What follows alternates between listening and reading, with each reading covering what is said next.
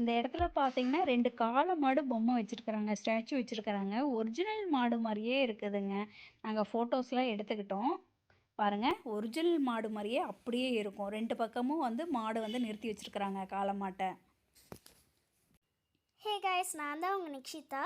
அம்மா சொன்ன மாதிரியே இந்த காளமாடு ஸ்டாச்சு பார்த்திங்கன்னா ஒரு ஒரிஜினல் காளமாடு மாதிரியே இருக்குது. அவங்க கொடுத்துருக்க எல்லா செட்டப்புமே பார்த்திங்கன்னா சாட்டிஸ்ஃபைங்காக இருந்தது.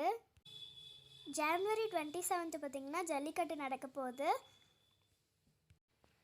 அதனால அதுக்கான வேலையெல்லாம் எல்லாருமே பரபரப்பாக செஞ்சிட்ருக்காங்க. எல்லாமே வந்து சூப்பராக பண்ணுறாங்க கைஸ்.